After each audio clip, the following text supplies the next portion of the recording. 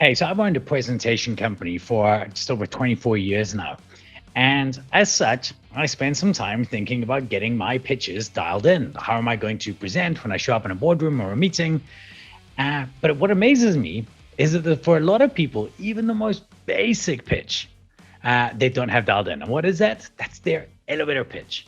Your elevator pitch. And that's what I want to give you today, a formula for getting your elevator pitch dialed in and perfect.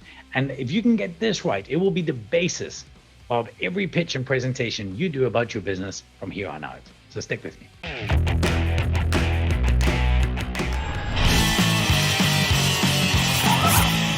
So what are we talking about here? Well, we're talking about the elevator pitch, but what really is that? Well, here's the story. The basic idea of the pitch itself is that you walking into an elevator and the doors open and you look inside and that person you'd wanted to speak to for ages, that big customer or the person you want to hire you, they're standing right there. And you've got from ground floor till, 11 to make that happen and to get your message across. But you don't know what you're going to say to them. So what you need is a dialed in elevator pitch. And what I want to help you with is a formula for doing just that. Now, the story behind our elevator pitch came, there is a bit of a story, and it all started with a book. And the book is this book here. It's a book called Purple Cow by Seth Godin. And it comes in a milk carton. And I wanted a version with the milk carton. The problem is you couldn't just get it easily in the shops. No. You had to work for it. And Seth Godin, what he did, because he's smart AF, what he did is he said, okay, few little rules. You can't buy it in Barnes & Noble or Amazon or any of those places. You have to buy it from me directly on my website. First hurdle. Second hurdle, you can't buy one copy of the book. You have to buy 11 copies of the book. Now, again, he's smart. He knows you're not going to read 11 copies of the book. So you're going to buy them, keep one for yourself, and give 10 away to your customers. He built the remarkability of the book, which what the book was about, into the product. Anyway, next day I signed up. And by the way, if you haven't read it, you should really check it out. The next day I signed into his website and they're all sold out, all 11,000 copies of them. So 1,000 orders.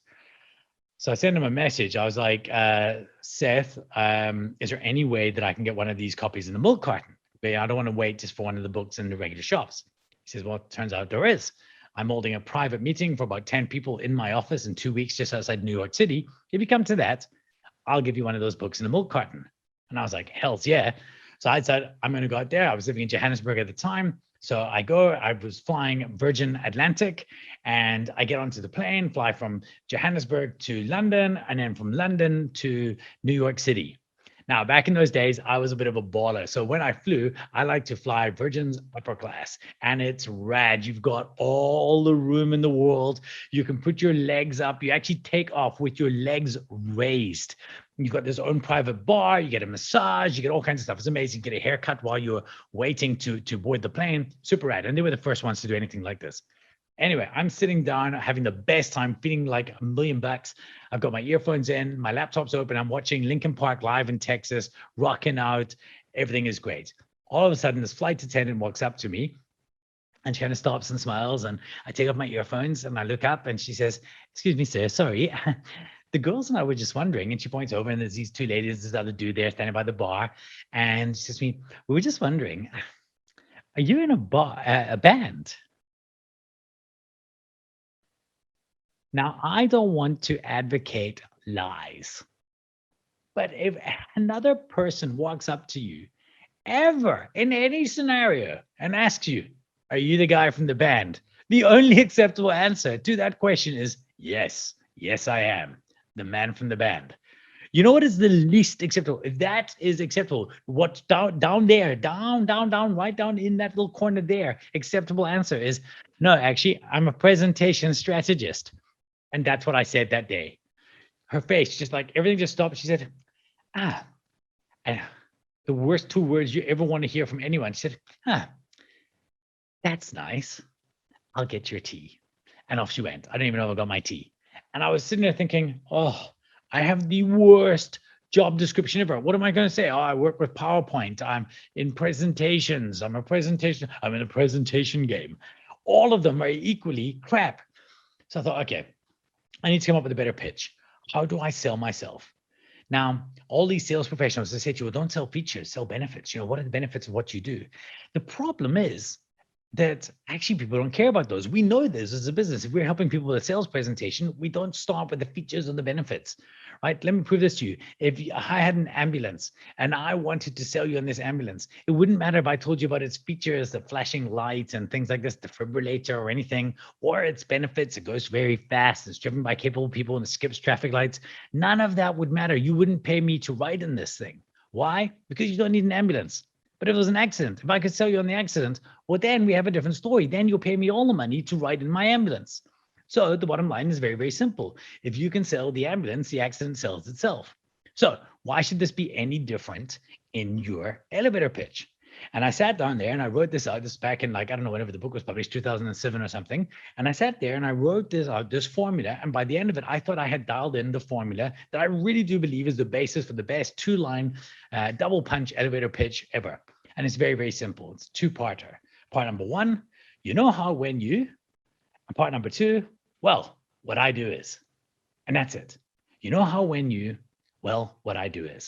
So let me show you how this would work. So I get into a lift and I stand there and I see the person I want to meet. So I climb into the lift there and I walk in through the door and I turn around and they say to me, so what is it you do for a living? And then I might say something like, well, you know how sometimes when you're standing in front of a group of people and you have an important message to share with them, and in fact, you know that this message will value them, will be more valuable to them than it'll even be to you. And yet, as you're standing there presenting, you look out in front of you and you see this ocean of dull, lifeless, bored faces of people who wish they were somewhere else. Do you know that feeling? And they'll nod at you, and especially if you nod. Do you know that feeling? And they'll nod. Say, well, what I do is I make sure that never happens to you again. I'm in a presentation company and we will work with you to make sure that when you structure your presentation, it is only the content that needs to be in there. Then we'll make sure that the images behind you are ones that complement what you're saying, not distracting from it.